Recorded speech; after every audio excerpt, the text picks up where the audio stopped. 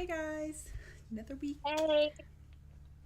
We actually didn't even do a second check-in for week We one, so didn't. We didn't. Yeah, it was just, it's okay though. yeah.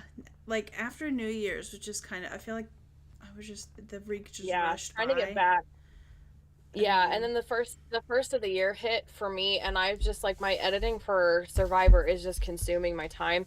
And yeah, then I tried to get ahead on all my YouTube videos for January, and I literally had enough time to read and wind down for the evening, and that was it. yeah, So, but yeah, I have actually been able to read, and the editing is not affecting that. And in fact, like I want to relax and stuff. So, and it helps that I'm like really into the book, which I am really into the book, by the way. So, oh, good. we'll probably talk a lot about that. I actually watched one of your shorts where you talked about her writing style, Carissa Broadbent, and I was like, oh my gosh, I relate to that and agree Oh, with you so much. yeah, How you're like getting spoiled to it, and you really love her writing style. Like yeah.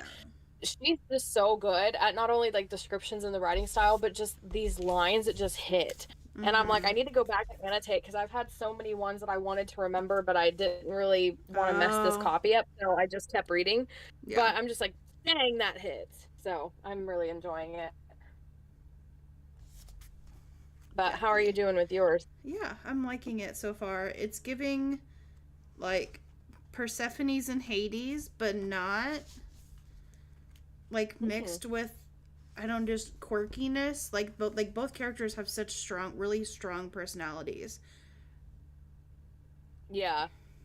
I know, I did watch one of your shorts where you mentioned it was like Mish, and I was like, I was wondering if Mish was gonna get, if she was gonna be one of the characters at some point. And Hmm. I It's know in this focusing book on and her. in the Serpent in the Wings of Night, she gives me Alice from Twilight vibes Ooh, that is a good sometimes. description. You That know, is a like very the good girl best friend who's description. so excited. Yeah, It's a yeah, and very, so I really like. it's, it's a very, it's like an Alice if she remembered her past and Yeah, was yeah, I can like totally, that's yeah, like, yeah, because like based on what little a I've read, lot yeah. of this is like I have a feeling it's about like working through past things, and I'm curious to see Mhm. how um, this partnership is going to go. So, Yeah. yeah. I know in this one she's still very closed off, which is I like that she admits that it's a little hypocritical because she's constantly telling the characters to be open and stuff. Mm-hmm. Um Yeah. so I love Rain. I forgave him. It took I I was Uh so huh. angry. I was holding a grudge. Yeah. But by the way, spoilers for The Serpent and the Wings of Night, just because the natural plot of this, even though it's like I won't be talking It's a about book too many two, spoilers from so this book, it's it's book just gonna two, so spoil it's book naturally one. gonna Yeah. spoil you if you're not careful. Yeah.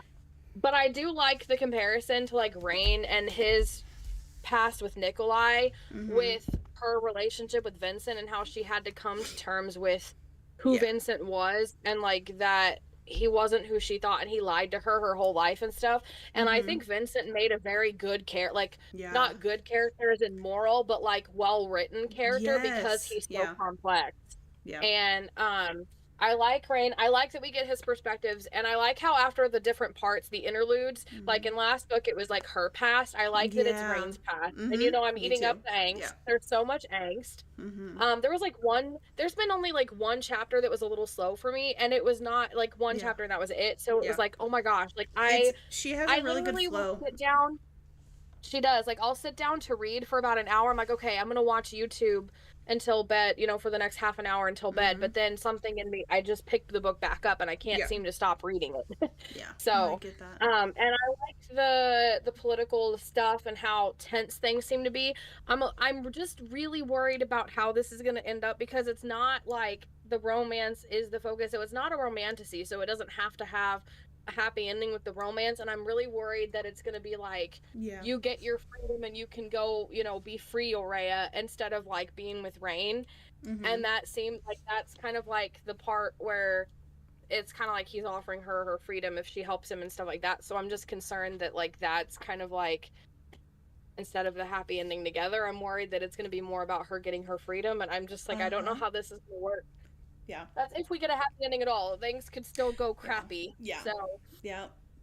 That happens. but I do like there's just so much navigate like political stuff that they have to Mm-hmm. do because I love how the nobles don't respect Rain, and I Mm-hmm. like the conflict Yeah. with Vale. I don't think Vale's the one to betray him after reading his story, but I don't know if there's gonna be a betrayal. So like I remember when you were reading this one, I thought you'd mentioned something about how you don't know who to trust or something. Yeah. Maybe that was a different book, Yeah. but I'm not that, like, I don't know who to trust, and Yeah. I'm just really enjoying it. And her writing style is just like, authors need to like look at her writing style because she is like a master writer. Like, I'm telling you, it's Mm-hmm. insane.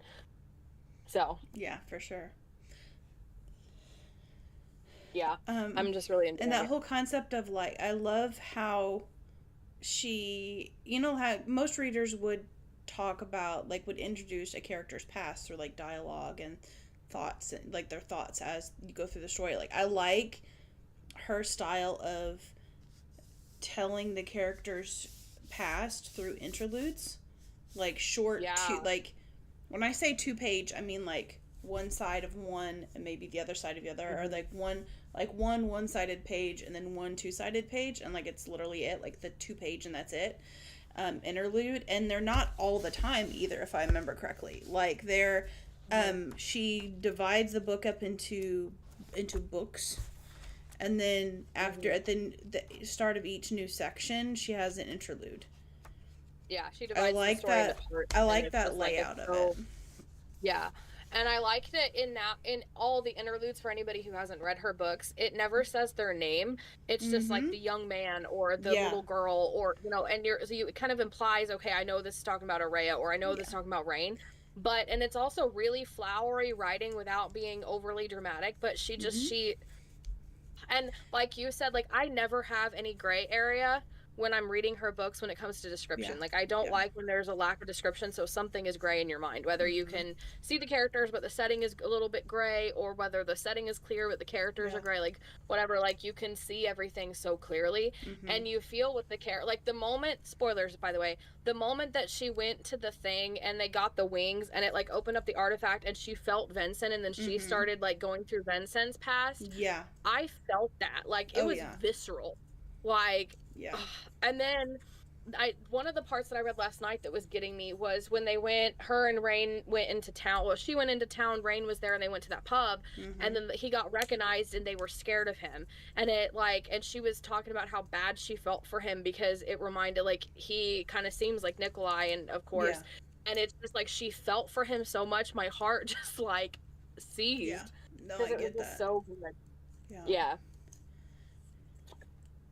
but she's easily becoming my new favorite author. Like, even though I love Mm-hmm. like the Akatar series a lot and Fourth Wing, and Mm-hmm. we're obsessed and waiting for Yeah. Onyx Storm and stuff, it's Honestly, just like what I I love really her. like too is that um with this one, I don't know if it's the same girl that did the audiobook for the last one, but there's like a girl and a guy, there's like a dual people for the audiobook for this one.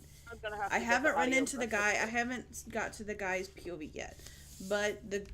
the accent goes from like more of like an American accent when it's for the regular chapters to like a super British accent in the interludes, and it's like Ooh. phenomenal.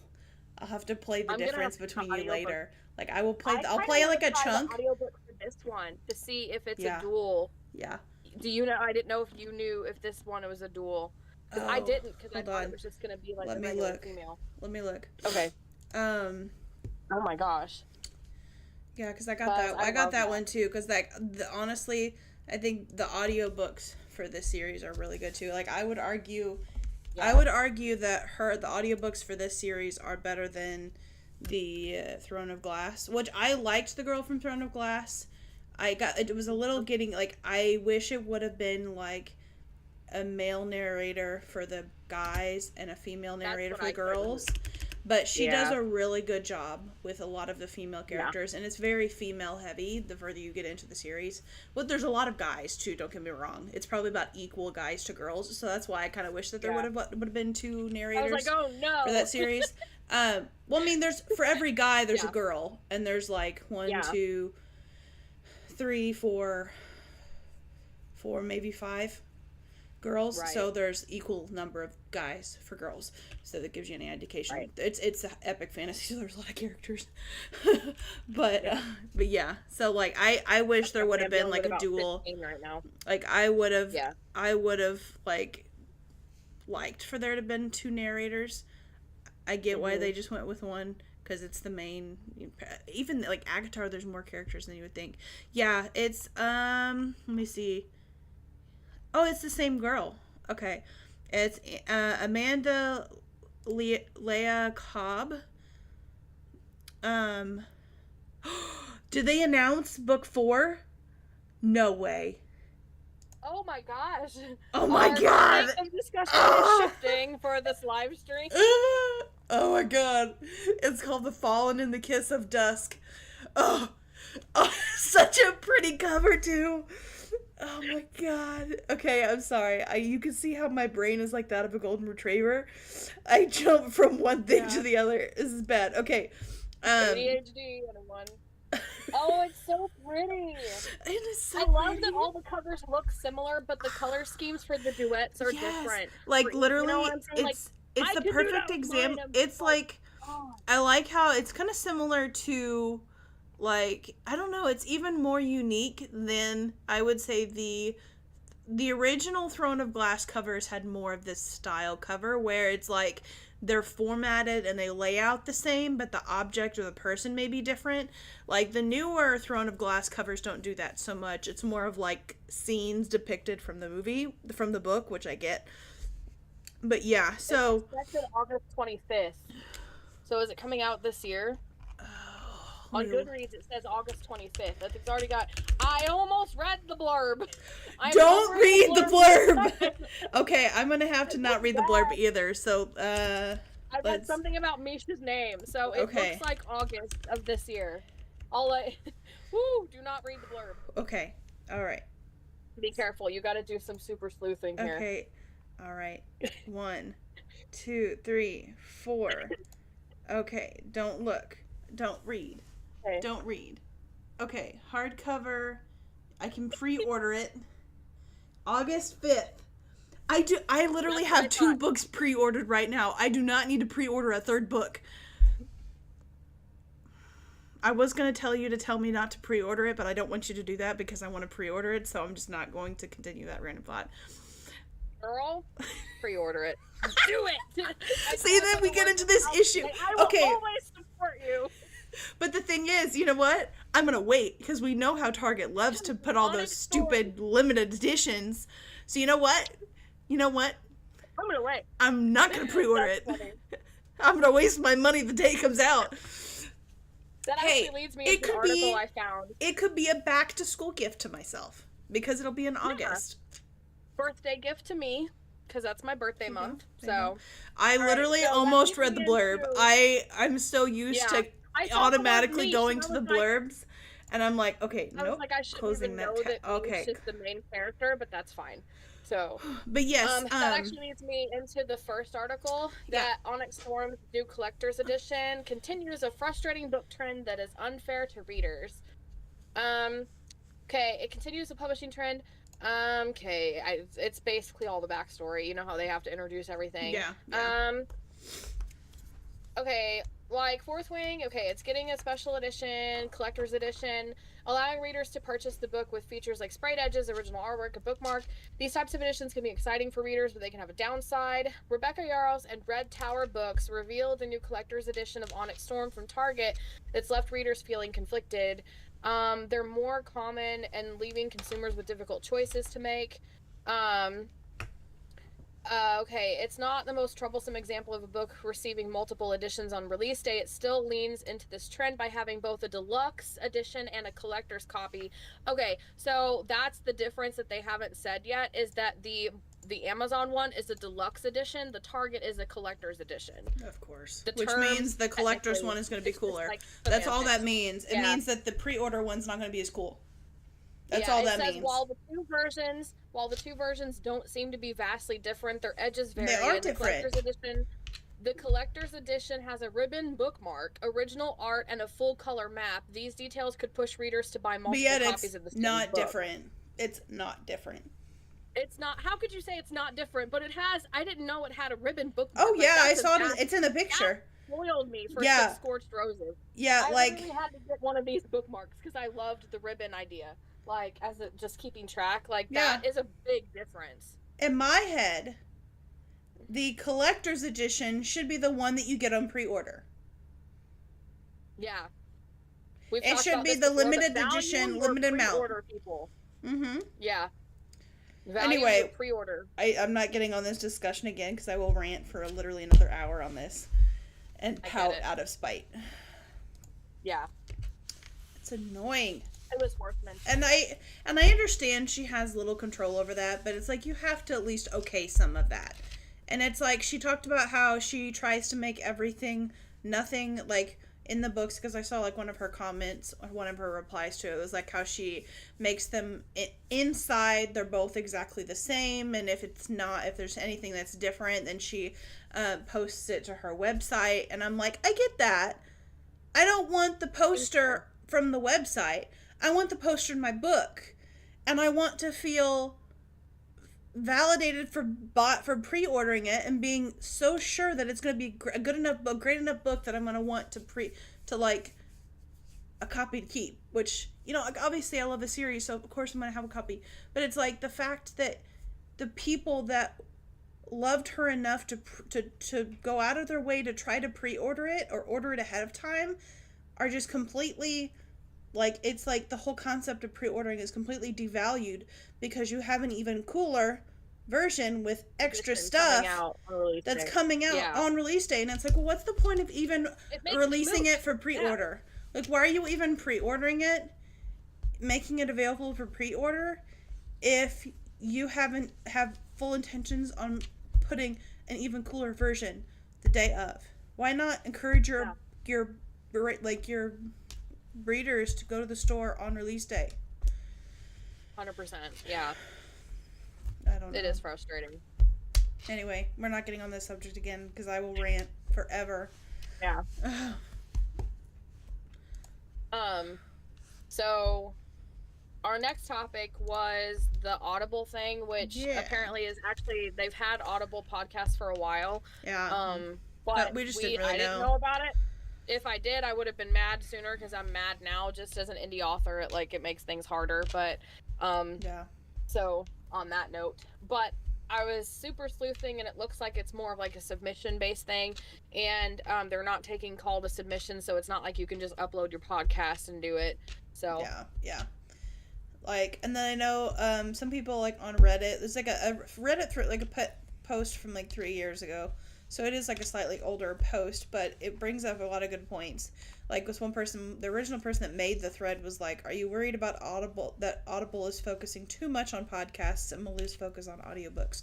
Which, considering I didn't hear about it until now, I'm assuming it's not. Maybe they're putting a bigger push now than they were because podcasts have only gotten bigger since they first started. Yeah. But it was like a lot of people are like not really concerned. It's a cheap source of free bonus content for them, but not a real draw for actual subscriptions. Some people are saying that they don't listen to podcasts, and they doubt Audible will lose focus on audiobooks because that's kind of like their thing. And then some people even brought up the point, they're like, I wish Audible would double down on audiobooks and make it the best platform imaginable, like having more Goodreads. Having like more Goodreads Kindle integration, which I didn't think about, which I guess they do kind of, because they have what's called, what is that called? Where it's like you're reading on your audiobook and then when you switch to your Kindle, it will continue where you left off on your audiobook. There's a feature for that. Oh, that's cool. So they do, I guess they have kind of worked on that a little bit. So like, this person was kind of, it's 3 year post, but still. Like a better search discovery functions, apps for desktops, like that would be the I can see that. the like having like the non bed web player pop-up thing, So like if you're listening on the computer, like it has a little tiny square window that pops up that you listen out of. Like it's not Mhm. just with the screen. Like it's not in the tab. It's like this separate little window, which is Right. slightly irritating. That's weird. Yeah. Um, some people say I use Audible all the time. It's the first time I've ever been aware of that there were podcasts, so it's kind of like us, like I didn't really realize it. Yeah. We didn't know about it. Yeah. Yeah. Um, says podcasts may be popular in some circles now, but this medium will never cause an audiobook retailer to retool to less audiobook availability. And it also kind of talked about how that Amazon may have to separate the two if they dive too much more into podcasts, and they might have to make True. their I own never thought about that. podcast app. Which Yeah. if they wanted to make more money, they would just make it another subscription, like they have Amazon Music, Amazon Prime Video. Like there's like they're all separate Mhm. subscriptions. Like if you get Amazon Prime, you don't automatically get Amazon Music or Amazon Prime Video. Like they're all separate things. Yeah. you know, like Yeah. like they're all And I know, separate like, things. we Like even Audible submitted is our different podcast than to those. Amazon Music. Yeah. Yeah, so Amazon Music's already integrated podcasts a little Which bit too, and now but they're having it where Audible is a part of your Amazon Music subscription now. So they are starting to integrate it in, but it's like that's what they were saying is like if they're gonna dive too much more into podcasting, then I would like honestly it would make more sense to put podcasts with Apple Music, but yeah, maybe Apple Music's just not as popular. I mean, I could see that being maybe. a I don't thing, actually know. and that Audible's more I know for popular me, than it's audiobooks the than music. people's comments, what you're saying, like for me was at least reassuring because they have a point when Audible is the most popular audibly listened like platform for audiobooks. And so there's no way that the podcasting would overtake it or change it because it's so popular. Um, Yeah. like so like that's the go-to thing when people listen to audiobooks usually. Like Spotify's getting better and Mm-hmm. I have actually used it more than lately Yeah. because I used Spotify to listen to Tao Te Ching instead of Audible because I didn't it was free on or like not free but like I had the extra hours on Spotify. Yeah. So like with Spotify I like that when you have the premium plan you just automatically get 15 hours of listening time and you can listen Yeah. to whatever book you want. So like if you want to Mm-hmm. jump, you're not using one credit for one book Yeah. that you may not end up wanting to listen to the whole thing because that's my thing is I've gotten credits for books that I thought I wanted to listen to Mm-hmm. like Throne of Yeah. Glass and then I didn't like her voice for Dorian and I already hated his character and I never listened to it and that was like a credit kind of wasted that Yeah. I can't return as of right now. Yeah. So there's definitely like Yeah. I think good it's for both. interesting how Amazon Music does it. That you have like with Amazon Music, you're able to listen. You can, you have access to one. It's essentially the same as Audible, but if you have an Audible subscription, it's separate. But it still connects my library. It's weird because I tried it out like with the free trial for Amazon Music, Uh-huh. and Right. so like I chose the Fourth Wing dramatized version of the part one of Fourth Wing, the dramatized version, and I'm like I was curious to see if it would interact or if it would take my credit from my regular Audible subscription, and it doesn't. So it's almost like getting two credits. Maybe something to think about. I didn't know Yeah, that. yeah, it's kind of interesting, but yeah, again, and Yeah. Amazon Music has its own podcast section, so I don't know why, but it's like I guess it's separated then, because some people I saw Weird, like in that same Reddit post, it said some people were like, well, there's some of the podcasts are more like audiobooks that are read by specific people, and I lost that particular post, but yeah. I don't know. It's a really interesting concept, Mhm. and I can see how for like your indie authors that are struggling to get traction in general, just adding more things to have to fight through. I could see how that would be frustrating for sure. Yeah. because we're already forced to be exclusive on Audible, so we can't try out like Spotify or, you know, how Yeah. other platforms would work, or if you can't afford to hire a narrator and stuff. Like I have the blessing with my narrator of Samurai. I mean, she's quitting fiction books, and so she's literally Mm-hmm. doing it for me for free. Yeah.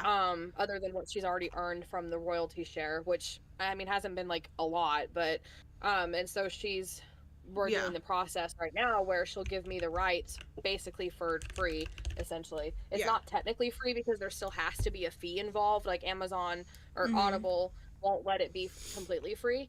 But Yeah. I'll be able to test out these other platforms to see if they're worth it with Samurai Oh, because okay. of, you know, Yeah. Colleen. Yeah. Definitely.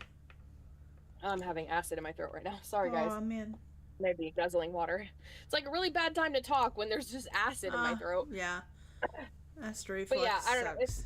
If it literally has been around this long and we haven't heard about it, then it clearly hasn't been a problem because I've only Yeah. started my audiobook like 2 years. But Like, was honestly, it 2023? up until So it's been 2 years now. like last year, like 2023, 2024, podcasts haven't been a huge deal. So it's Yeah. like the reason, and like because the reason why we were even talking about it is because I was on like that my Samsung TV has like those free channels that it's like Samsung's like Yeah. each brand has their own version, but Roku they're the has the same. same thing. They're the same channels. It's just they're the same free rerun channels. But I was watching like it's like the 30th anniversary. It was the 30th anniversary of Forrest Gump, and it was on the Grand Ole Opry, and they were singing songs from the movie and stuff like that.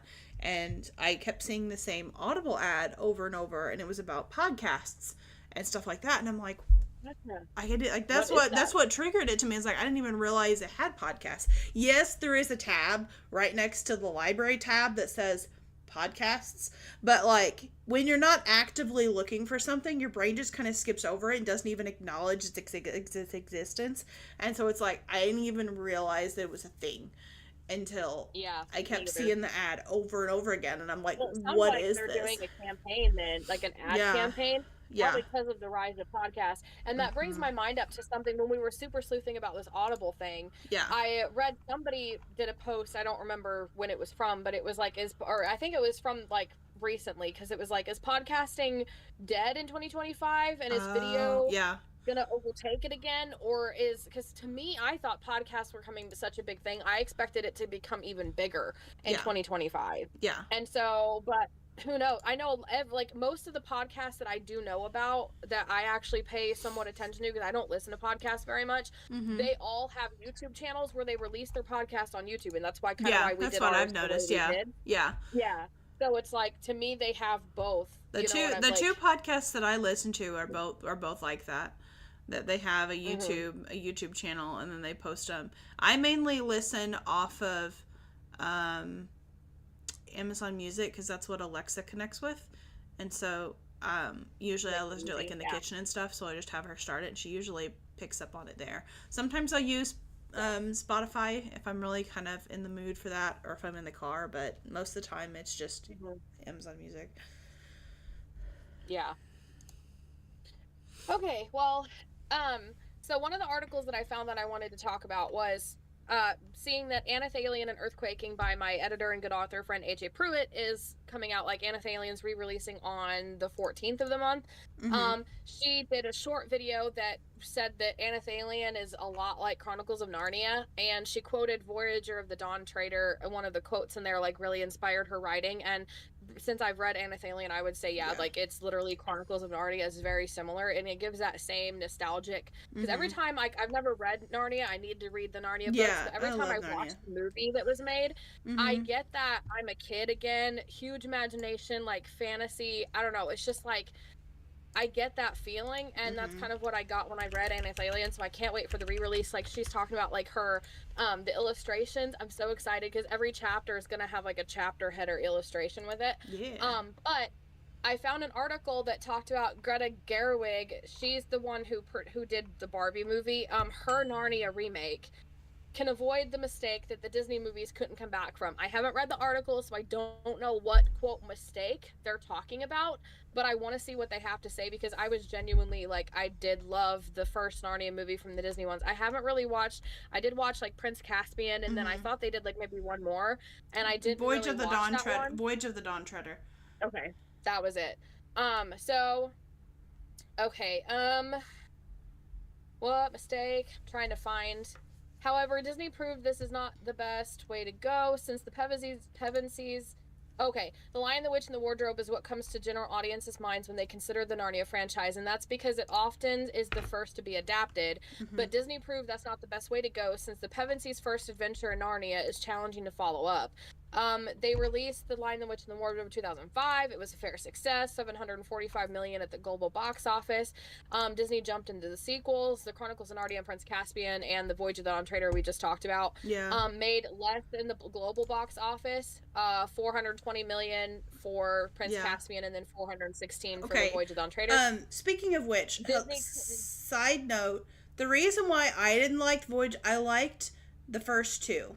But the reason why I felt like, for me, the reason why I didn't like Voyage of the Dawn Treader was because the animations on Aslan were very fake and different. It was very different than the first two. You can tell he was animated, whereas in the first one, I don't know, like the first two, it was, I don't know how to describe it, but it was like he looked more realistic. It was just, you could tell the animation was different. I don't know if I think they ended up they had to use a different company for animations or whatever, and so like I think that's partly why, but that's why I didn't like the third one. I like the messages in the third one. I like the story. I like the fact that you have Lucy and Edmund that are growing up, and it's like their final adventure in Narnia. So like I really, really love the story of it, but it was just the animations is what threw me off for that one. Sorry. I know when I was watching somebody review the first movie, they were talking about how most of the budget for the first movie probably went into animating Aslan and making him look realistic. So that seems like that lines up. But it says Disney couldn't justify another Narnia movie after those last two didn't do so well. But Garreg may be able to avoid a similar problem. It says Disney's Narnia movies made a mistake starting with The Lion, the Witch, and the Wardrobe. The sequels just couldn't hold up. Though beloved, the Disney's Narnia movies went wrong in several ways. The studio didn't work fast enough while producing the sequels, so the young cast quickly outgrew their roles. And it would be difficult for the sequels to hold up against The Lion, the Witch, and the Wardrobe. This is the novel that general audiences are the most familiar with, and the story itself is the most self-contained. Adapting The Lion, the Witch, and the Wardrobe is a sure way to get audiences to a theater, but there isn't much reason for them to return for the sequels. Her adaptation can apparently according to this article, avoid Disney's mistake by starting with The Magician's Nephew. She can start with The Lion, the Witch, and the Wardrobe, essentially rebooting Disney's story with the hope that audiences will be able to go to the same ride all over again, or the Barbie movie director can take a fresh route and adapt The Magician's Nephew. Oh my gosh, The Magician's Nephews. Is that prequel. Book one? Yes, that's such a good book. It's the Lewis's Narnia prequel. It has yet to be adapted into a full feature movie, which means she would have the benefit of like a fresh start. It's never been adapted before. And then she starts with that. It would be perfect. It would be the perfect launching point for further movie sequels, kind of leading into The Lion, the Witch, and the Wardrobe. Yeah. I would definitely agree. So it tells the origin story of the land of Narnia and many of its characters. It's a story that general audiences tend to not know, but it provides context for the roles which people are more familiar. If she starts with it, it could provide renewed interest in The Lion, the Witch, and the Wardrobe, but it's 5 sequels because you're learning about like the world and stuff. Yeah. So, and then they list out other reasons to start with it. One thing I would have to say too that's really kind of, I feel like Disney really missed out on is that the magician, and a lot of people that have just watched the books don't realize this, but the old guy in the mansion, what's his name? I forget his name. The old guy that they go to stay, the professor, they go to stay at his mansion. Like, the first book is his experience with Narnia. Yeah. And it's like, it's literally, like, Bible terms, it's literally Genesis.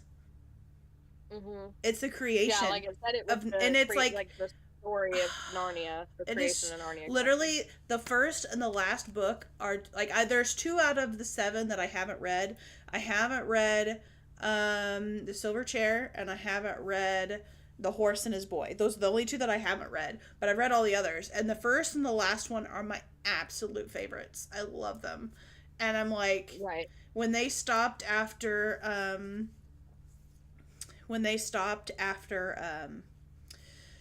Voyage of the Dawn Treader, I was very sad and disappointed because but like the movies were gradually getting worse and worse, so like I wasn't too disappointed because I wasn't happy with them like I was the first one.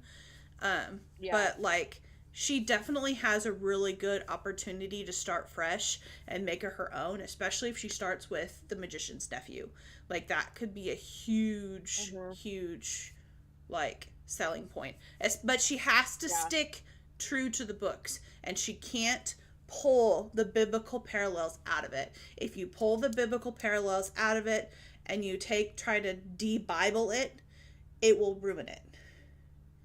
Because or feminize it or whatever. And it was like, and that's where it's like, with Narnia and Lord of the Rings, they're both Bible and like they're both Christian based, but they're different. So you have Lord of the Rings that's more like Bible themes that are woven into a story, whereas with Narnia, it's literally, there are times where it seems almost like a parallel with the Bible at times, and it's like they're very differently written. Considered allegorical fantasy, I think, is what the term is. Gotcha.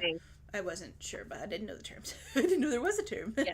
But allegorical, because I've often wondered if, like, I think the Valiant series would be considered allegorical fantasy, but like Lord of the Rings, you have a lot of non-Christian fans that are fans of Lord of the Rings that are non-Christian, so they'll argue with you that it's not there, but it is. It's definitely more subtle versus the direct. J.R. Tolkien was he was both have been inspirations. So. He was a theologian. It was said that him and C.S. Lewis would meet and talk about their books, and so it's like they're both big theologians. Like, as much as you want to deny it, it's there. Just you know, well, and you can see that a lot of being a theologian like that, you can see that that's why his are so deeply rooted, like really deep themes, is because that's his area of expertise, kind of thing. But that kind of launches into another article I found that said 10 fantasy books being adapted into TV shows and movies that could kind of revolutionize the genre. I didn't even know there were 10 coming out, but here we go, because we've kind of have a hate-love relationship with adaptations, and you're like, I kind of agree that like they should stop being made if you're going to continue to dishonor them and not make good ones. But you're going to hate this first one, The Folk of Air trilogy by Holly Black, apparently.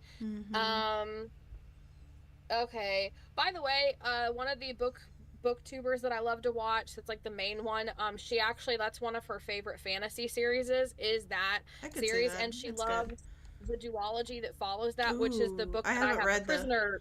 I haven't read that yet.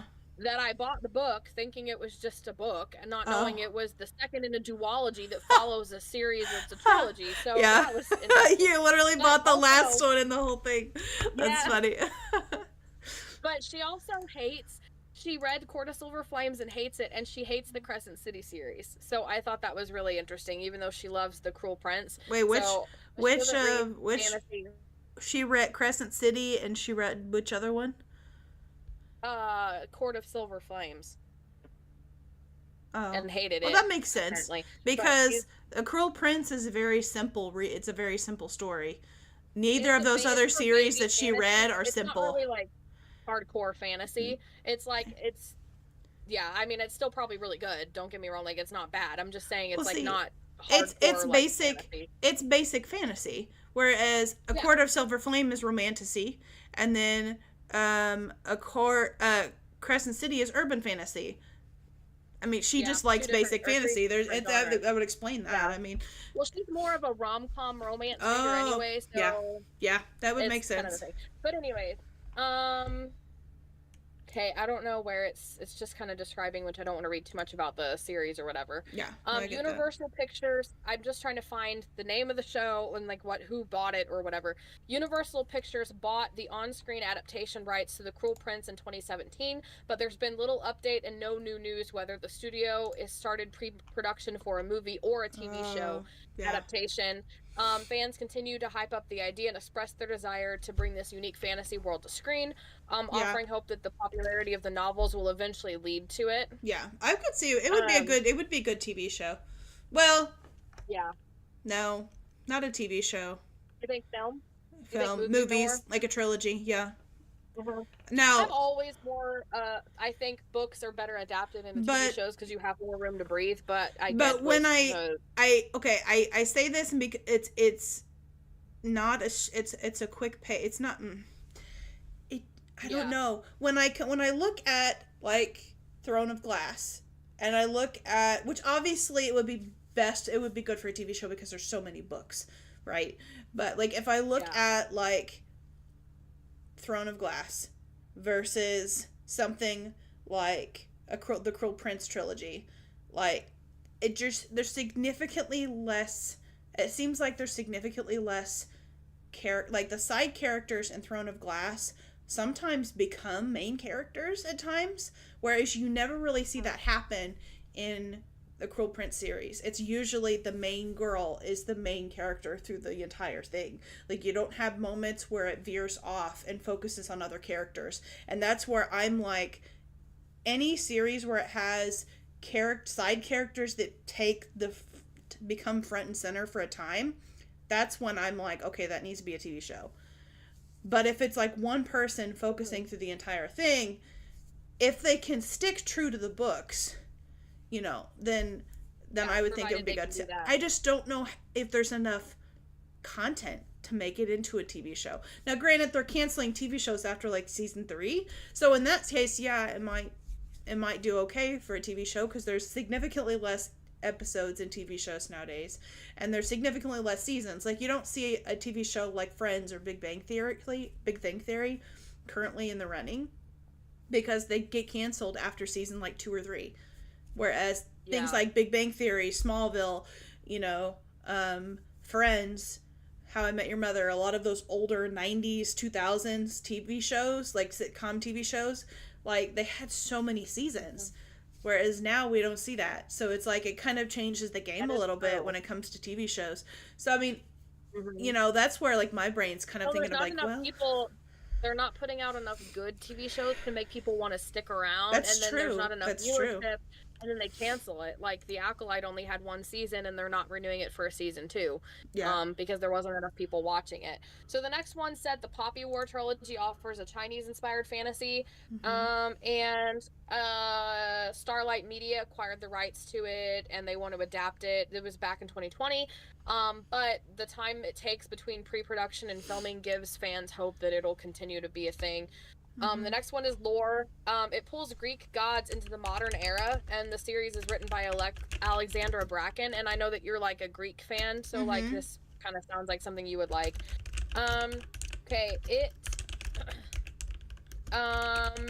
The first book in Bracken's The Darkest Mind series was adapted in 2018 by 20th Century Fox. But the movie did not perform well, and fans of the source material were disappointed by the results. Universal Pictures quickly won the rights to adapt Lore and has reportedly started developing a screenplay. They've described this planned adaptation as a blend of The Hunger Games and Percy Jackson, giving fans that this fresh, intriguing story based on Greek gods will bring something new to the genre. That sounds pretty good. Yeah. If they can do it right. Apparently, so I think The Darkest Minds is her other series, and it was adapted in the first movie of that series flopped, and that's why Universal Pictures picked up Lore, which is her other series, this Greek gods one. Gotcha. So the Legendborn cycle, by Tracy Dion. Let's see. It can successfully bring another Arthurian story to the screen for viewers who love the subgenre but need something that stands out. In 2022, Black Bear Television acquired the rights to it, and they're currently in pre-production adapting it to a TV series. So it's like an Arthurian, like King Arthur and stuff. but it looks like it's like cyberpunk, or I don't know, maybe it not. Yeah. It looks fantasy. I can't quite tell from the art. Yeah. The Invisible Life of Addie LaRue is a sobering take on immortality, by V.E. Schwab. I think I've heard of her. Mm-hmm. Um, so in 2020, Studio E1 obtained the rights to adapt the novel. The writer's strike in Hollywood, the development was stalled, but fans really are hoping that they'll see a rendition of it in the near future. Yeah. Alexa Stern series, Leigh Bordeaux, Berdag, something like that. It blends secret society and magic school themes, so it is to be an Amazon Prime show, but unlike Shadow and Bone, Berdago is involved with the adaptation and is already offering a promising update about the pilot episode being an impressive beginning to the project. So From Blood and Ash series is bringing back vampires, and that is on my list to read at some point this year. From Blood and Ash by Jennifer Armentroso. It's definitely one I want to get to before an adaptation comes out, if one does come. Yeah. They're a fresh take on classic monsters. We'll see, because if this deals with vampires, then it's definitely going to be comparable to this series. So I'm spoiled too, so we will see if From Blood and Ash keeps up with it. They say out of thousands of fantasy books, this one deserves Game of Thrones treatment, which should be an epic, well-developed TV series that captures all the grandeur and nuances of the storyline. There was nothing about which. Did you realize there's 6 books in there was 5, will be 6 books in the Blood of Ash series. I just now did. They added a note at the bottom that was all the books. I was like, well, that's a long series. Yeah, I know. The next one is expected. Book 6 is expected per Goodreads. Expected publication is 2025. So. At least I'm gonna be plenty to read if I love that series. But I've also got Throne of Glass, so maybe I don't need more to read. Oh. So the Red Queen series. It has a spin-off series. That's interesting. So the Red Queen series, which we've talked about before, I want to reread Red Queen. I loved it. Okay, it's like a high fantasy version of X-Men. I mean, yeah, kind of. Okay, Universal acquired the rights to adapt it years ago, but recent updates, such as Elizabeth Banks being set to produce, direct, and act in the TV series, suggest the rendition is actively in development. Obviously, the Empyrean series is the dragon-centric series that we need, by Rebecca Yarros. I wonder. We didn't know that at all. It was picked up by Amazon MGM Studios and is in early development. When this premieres, it could rival House of the Dragon, but with an appeal to younger audiences, since House of the Dragon's more like adult. Yeah. So, the Broken Earth series by N.K. Jemisin is like dystopian fantasy at its peak, according to the article. Where am I at? Okay. It doesn't actually say the studios on that one. There was a bidding war to win the adaptation rights to this trilogy, with TriStar Pictures obtaining the rights. So they had a bidding war on this series to see who would get the rights to it. Honestly, it seems like, I don't know, it seems like that's the only thing that studios are trying to do is, again, we're in an era of like remakes, adapting books into movies or sequels to big time trilogies or movie franchises that already exist. And with all of these series is getting adapted or sold to studios and stuff like that, it's like it seems like nobody's trying to come up with an original film idea anymore, in my opinion, which is it just seems like it lacks creativity. Okay, one thing that I forgot to mention that I've been seeing surfacing quite a bit, and I don't know if you've seen it or not either. Fable is in a little bit of controversy at the moment. I don't know if you've seen this. Like our app that we use, Fable? The one that we just discovered that we like. So the reader summaries that you and I have been gushing over that are constantly changing and we'll take screenshots of and stuff? Well, apparently that's run by AI, which I kind of figured that. I kind of figured that. But they're in the middle of a little bit of a controversy because the AI reader summary was giving out some more offensive descriptions. And there's some of them and I'm like, I was kind of surprised. Now it is with the the African American community and the LGBT community, which I know we're not, neither one of us are, some of them are more obvious reasons why we're not big into that community. I need to learn more about a lot of that kind of stuff. There's a couple books that I've read that make me really interested into diving into a lot of that more genre of reading. But I'm going to read you one of the descriptions. It says, your journey dives deep into the heart of Black narratives and transformative tales, leaving mainstream stories gasping for air. Don't forget to surface for the occasional white author, okay? Wow. I know. I don't really know what to And say. I'm like, I just, and Well, it's playing off of the whole could earn an eye roll, like the last line is always a little kind of quirky and sarcastic, and so it's trying to play off of that. I think it's just race is always a really tricky subject, and I don't, and that's the frustrating bit about AI, and you've kind of talked about that, like you and I kind of talked about that off on our own a little bit anyway, is AI don't understand where that line is between joking and like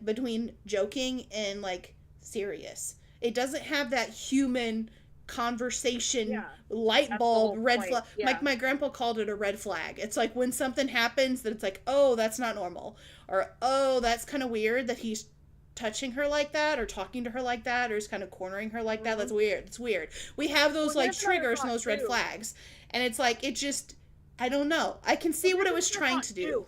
If say me, because I'm white, obviously it's pretty obvious, if it had done that to me and it said like, well, you're reading a lot of white authors, I wouldn't like it. Give some Black authors some love.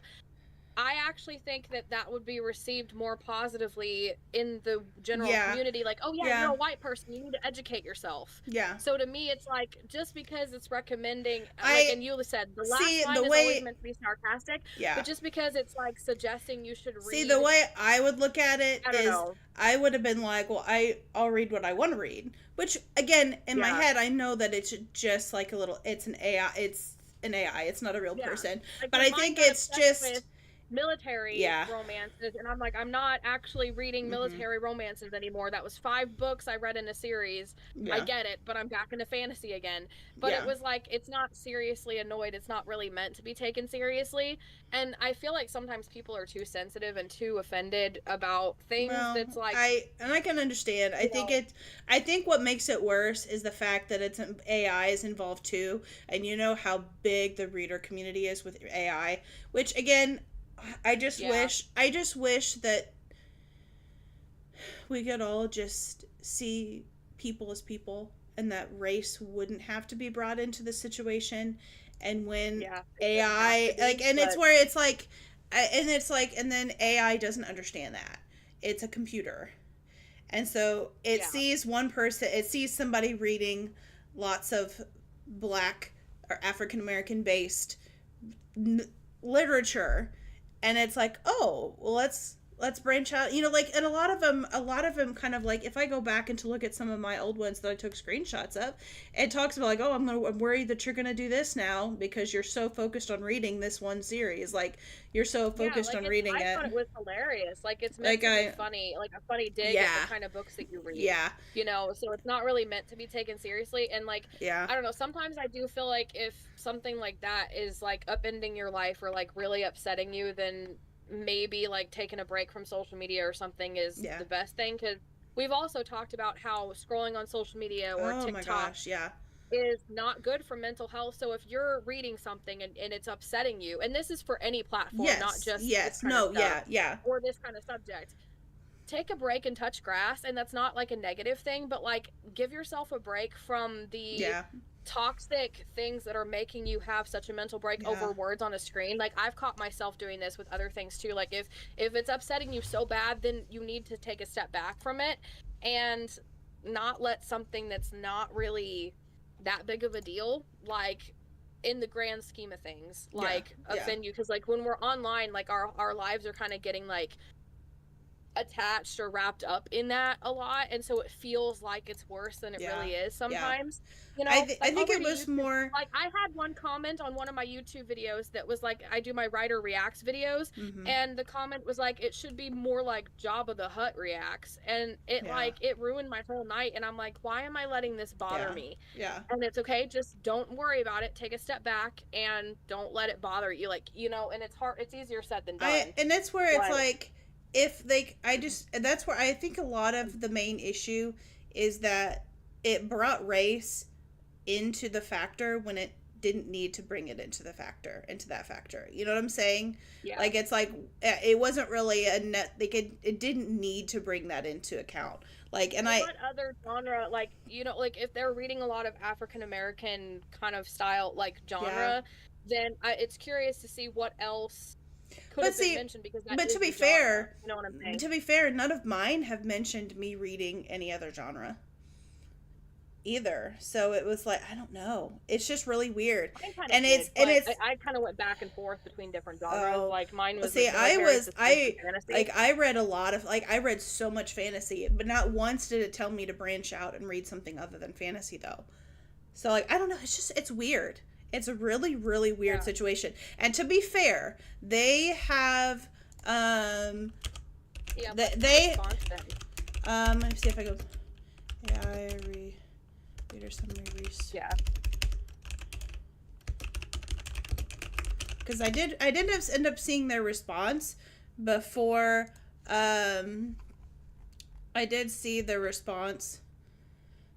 Um, okay. Okay. Where is the? And there was another. Um,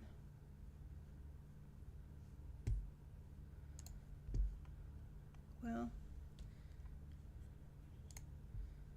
I don't want to actually play the video. Okay. Yeah. So there was a picture, like, on the actual app. Maybe this article from, of course, New York Times is going to make me pay for it. Never mind.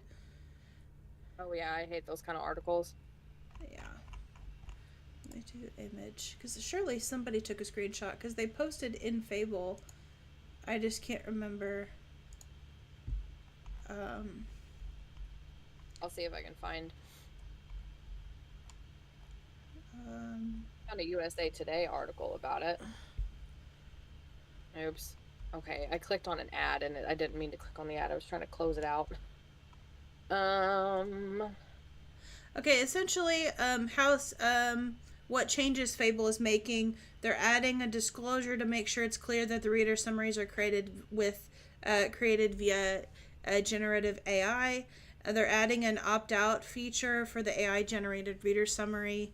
They're updating the AI model to remove the playfulness feature, which I think is kind of what triggered that whole thing, because it doesn't understand that some topics aren't the best topics to be playful with, if you get what I'm saying. And No, so I get what you're saying. I just think it's dumb that people are so sensitive that they have to add all this, but at least they're doing something about it. so they add a thumbs up or a thumbs down button for the AI, for the reader summaries, so they can train the model to better what works and what doesn't, so what you like and what you don't like, which could be a good thing, like more personalized. It adds more safeguards in general, but didn't provide specific details.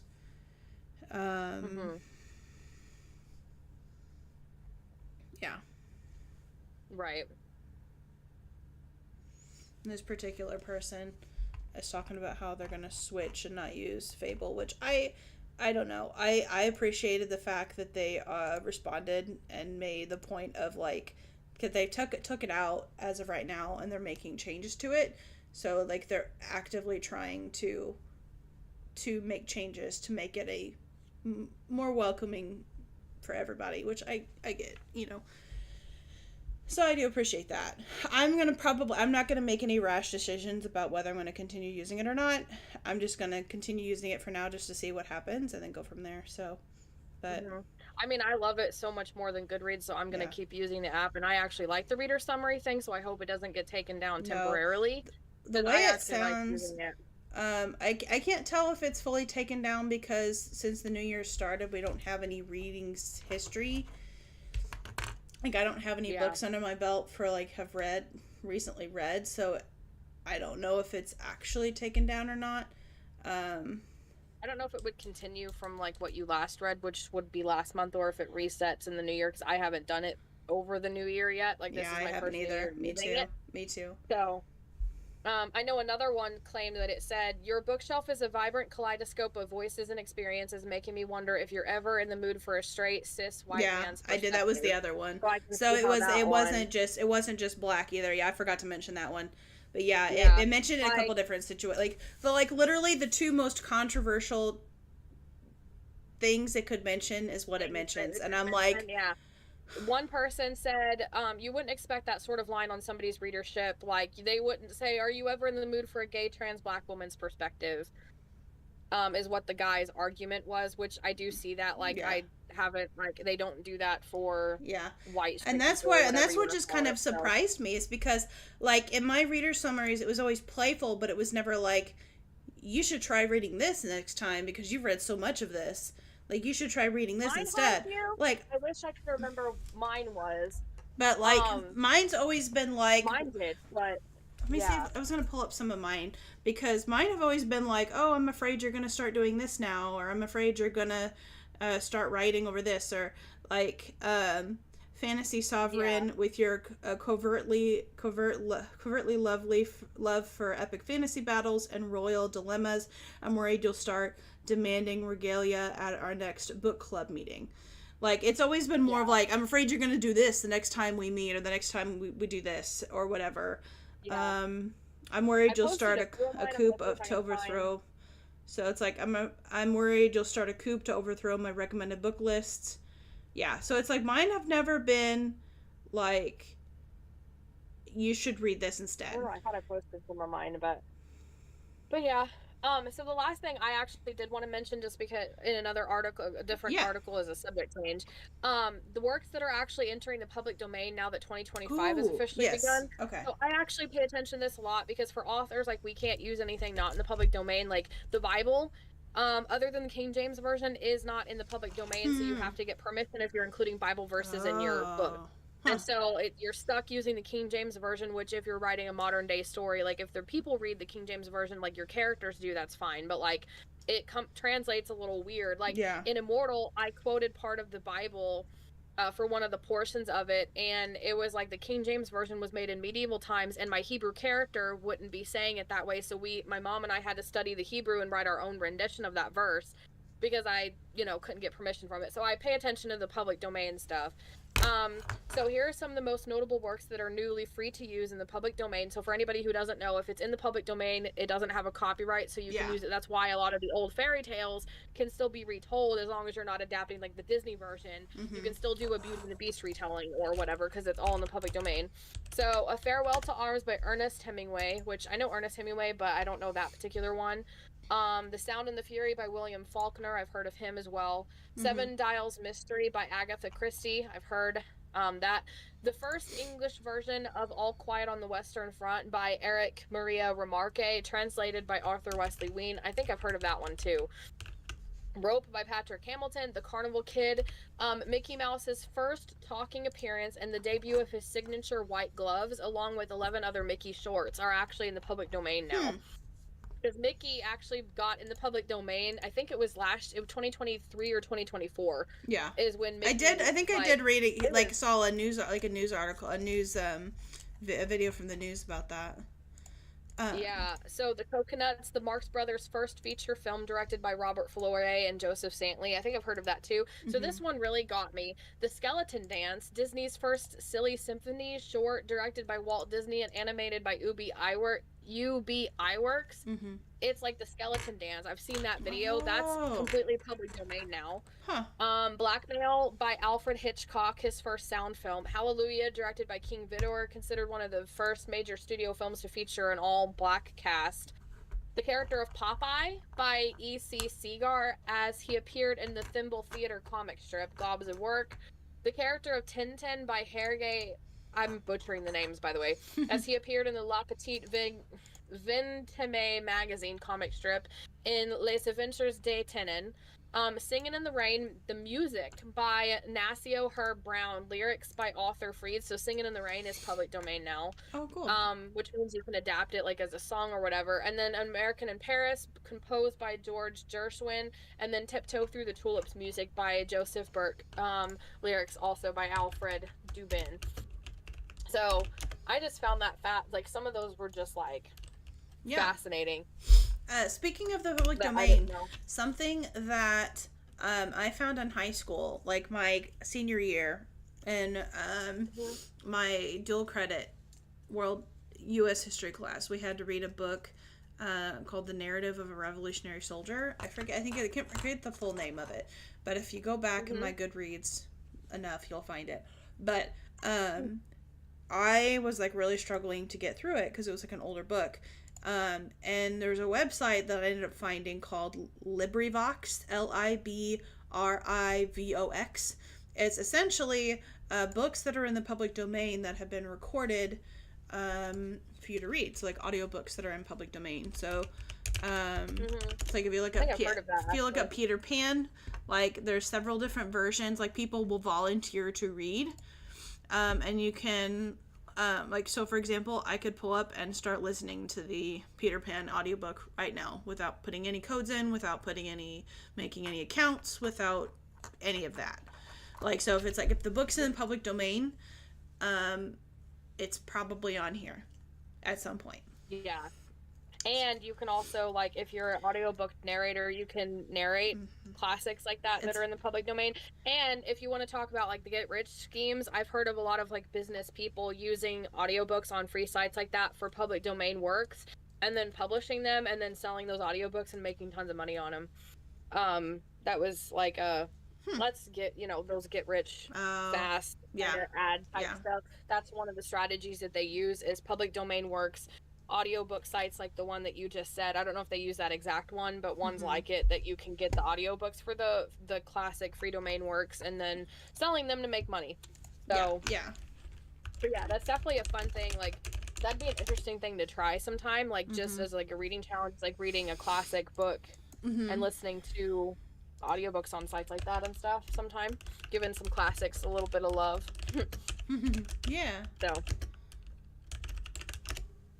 but yeah, so how are you guys doing with your TBR list for January so far? Let us know in the comments below what you're reading and if you're enjoying it and what projects you guys got going on and stuff like that. So I am just, I don't know, I'm really enjoying this, and I am getting so spoiled to Carissa Broadbent's writing style. Like it's just so good. Me too. And like my next like I'm excited to read A.H.A. Pruitt's books, but like my next book, I'm really stuck in this universe, so I may continue with book 3, but then if it ends in a cliffhanger, I won't have the next book till August, so it's like it's gonna be hard to move away from for like big time like this kind of genre of fantasy, like romantic. You might try that the Ash Blood and Ash book. You said you said it was vampires, didn't you? Yeah. So you might try that one. That might be a good. See if that one's pretty good. I also need to get back into Throne of Glass and try to read at least like one of those books a month until I get to the good stuff in it. But that's a February problem. Oh no, February is Onyx Storm and Gates to Kagoshima, so that's going to be a March problem, not a February problem. Although we may breeze through Onyx Storm and stuff, so we'll see what happens with that. So yeah, I think that's pretty much a wrap for today. I think we're good. No, I don't either. All right. Don't forget to like and subscribe and join the Discord in the description. It's also saved as a link on the main page, YouTube page. So you can just click the link. I need to test it to make sure it's still a good link, but join it. Chat with us. All right. We'd love to have you. Bye. Bye.